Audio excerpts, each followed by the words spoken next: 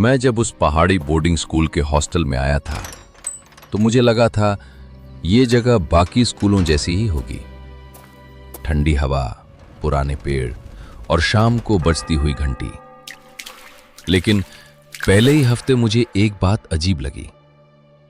हर सोमवार सुबह ward boy सबसे पहले रूम नंबर 17 का बिस्तर बदलने जाता था।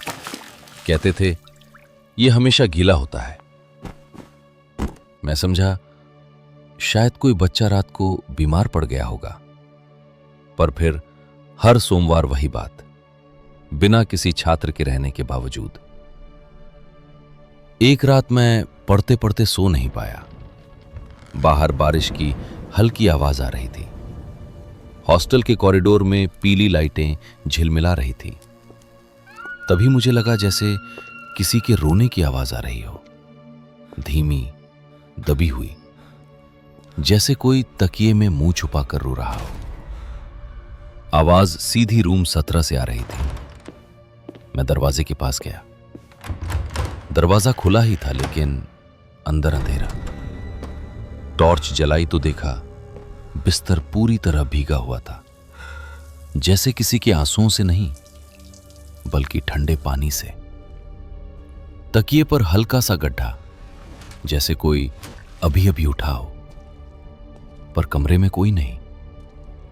अगली सुबह मैंने सीनियर से पूछा। उसने हंसकर टाल दिया, अरे वो रोता हुआ लड़का है, हर सोमवार आता है। जब मैंने ज्यादा पूछा तो उसका चेहरा गंभीर हो गया। बोला, पहले इस हॉस्टल में एक स्टूडेंट था, आरव, बहुत चुपचाप, हमेशा अकेला। एग्जाम के दबाव में उसने एक रात यहीं इसी बिस्तर पर अपनी जान ले ली। उसकी लाश मंगलवार सुबह मिली थी। तब से कहा जाता है कि हर सोमवार रात वो यहीं लौट आता है, उसी तरह रोता हुआ, जैसे मदद मांग रहा हो। मैंने सोचा ये बस कहानी होगी, जूनियर्स को डराने के लिए। लेकिन अगले सोमवार रात मुझे फिर वही आवाज सुनाई दी, इस बार और पास से। कॉरिडोर में हल्की हल्की चाल की ध्वनि, जैसे कोई नंगे पांव चल रहा हो। मैं डर के बावजूद दरवाजा खोलकर बाहर निकला। लाइट के नीचे एक पतला सा साया खड़ा था। उसके कंधे हिल रहे थे, जैसे वो सिसक रहा हो। मैंने हिम्मत करके पूछा, कौन हो तुम? वो धीरे से मुड़ा, चेहरा बिल्कुल पीला, आंखों के नीचे काले घेरे, और आंखों से पानी नहीं, बस खालीपन टपक रहा था। उसने बहुत धीमी आवाज में कहा, मुझे नींद नहीं आती। सोमवार को। उस पल मुझे लगा जैसे सारी हवा जम गई हो। कहीं से नाइट बेल की आवाज आई और उसी के साथ वो लड़का गायब हो गया। बस जमीन पर पानी की बूंदें रह गईं। अगली सुबह प्रिंसिपल ने ऐलान किया कि रूम 17 हमेशा के लिए बंद रहेगा। बोले, वहां नमी की समस्या है। लेकिन मैं जानता था वो नमी दीवारों से नहीं, किसी याद से आ रही थी। महीने बीत गए। मैं लगभग भूल ही गया था जब तक एक नए छात्र को उस कमरे के पास रोते हुए नहीं देखा। वो कह रहा था, सर, कल रात किसी ने मुझे जगाकर कहा, मेरे साथ बैठो। उसके हाथ बर्फ जैसे ठंडे थे, कांप रहे थे। उसी रात मैं चुपचाप फिर कॉरिडोर में आया। वही दबी हुई सिसकी फिर सुनाई दी। दरवाजा अपने आप खुल गया। अंदर बिस्तर फिर से गीला था। इस बार तकिए पर एक पुराना मुड़ा तुड़ा कागज रखा था। उस पर लिखा था, अगर सोमवार को कोई मेरे पास बैठ जाता तो शायद मैं अकेला न मरता। तभी मुझे समझ आया, वो सिर्फ रोने नहीं आता, वो साथी ढूंढने आता है। हर सोमवार किसी को अपनी तन्हाई का बोझ देने। और जब मैं पलटा तो मुझे महसूस हुआ कोई बिल्कुल मेरे पास खड़ा है, मेरी सांसों के साथ सांस ले रहा है। जैसे अगला सोमवार अब मेरे लिए इंतजार कर रहा हो। मैं जब उस पहाड़ी बोर्डिंग स्कूल के हॉस्टल में आया था तो मुझे लगा था ये जगह बाकी स्कूलों जैसी ही होगी। ठंडी हवा, पुराने पेड़ और शाम को बजती हुई घंटी। लेकिन पहले ही हफ्ते मुझे एक बात अजीब लगी। हर सोमवार सुबह वार्ड बॉय सबसे पहले रूम नंबर 17 का बिस्तर बदलने जाता था। कहते थे यह हमेशा गीला होता है। मैं समझा शायद कोई बच्चा रात को बीमार पड़ गया होगा। पर फिर हर सोमवार वही बात, बिना किसी छात्र के रहने के बावजूद। एक रात मैं पढ़ते पढ़ते सो नहीं पाया। बाहर बारिश की हल्की आवाज आ रही थी। हॉस्टल के कॉरिडोर में पीली लाइटें झिलमिला रही थी। तभी मुझे लगा जैसे किसी के रोने की आवाज आ रही हो, धीमी, दबी हुई, जैसे कोई तकिए में मुंह छुपा कर रो रहा हो। आवाज सीधी रूम 17 से आ रही थी। मैं दरवाजे के पास गया। दरवाजा खुला ही था लेकिन अंदर अंधेरा। टॉर्च जलाई तो देखा बिस्तर पूरी तरह भीगा हुआ था, जैसे किसी के आंसुओं से नहीं बल्कि ठंडे पानी से। तकिए पर हल्का सा गड्ढा, जैसे कोई अभी अभी उठा हो, पर कमरे में कोई नहीं।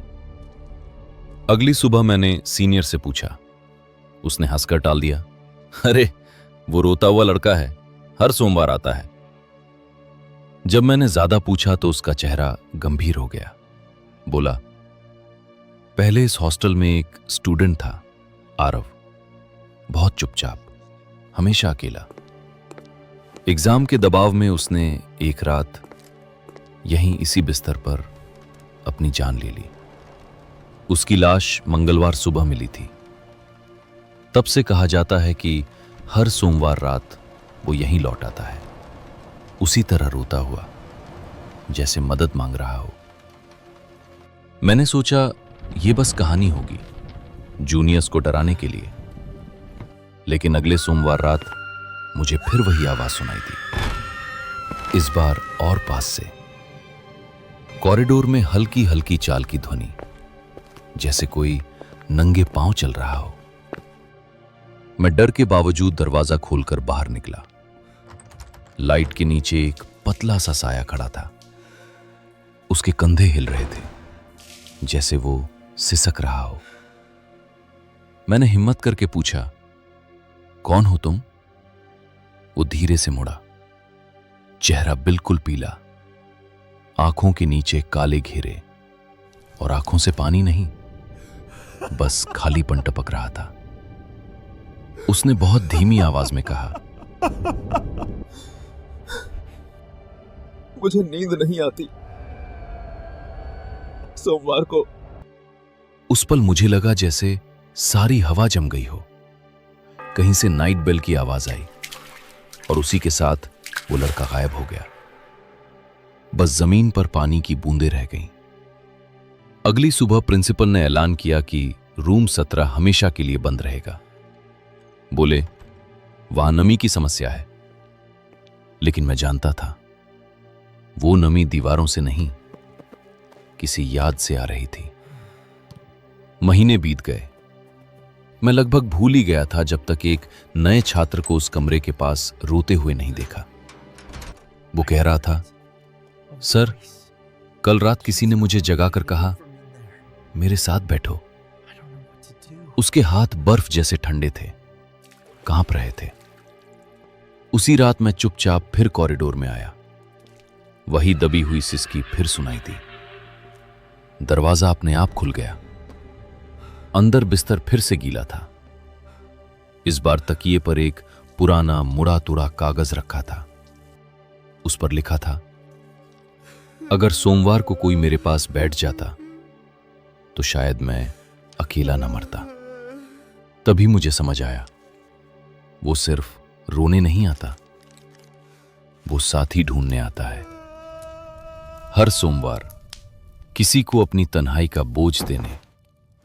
और जब मैं पलटा तो मुझे महसूस हुआ कोई बिल्कुल मेरे पास खड़ा है, मेरी सांसों के साथ सांस ले रहा है, जैसे अगला सोमवार अब मेरे लिए इंतजार कर रहा हो। गांव का वो पुराना मंदिर हमेशा से सबको अजीब लगता था, पर मैंने सोचा था बस पुरानी कहानियां हैं। सोमवार की रात थी। मैं अकेला मंदिर के पास से गुजरा। एक हल्की सी घंटी की आवाज सुनाई दी, जैसे किसी ने मंदिर की घंटी खुद बजाई हो। मैंने पहले तो सोचा कि कोई शैतानी प्रैंक होगा। आवाज सरसराती है। लेकिन मंदिर की तरफ जाकर देखा तो दरवाजा बंद था। अंधेरे में कदम रखते ही मुझे एक अजीब ठंडक महसूस हुई। मंदिर के अंदर सब कुछ पुराना और घुंघराले जैसा था। घंटी की आवाज बार बार गूंज रही थी, लेकिन मेरे अलावा वहां कोई नहीं था।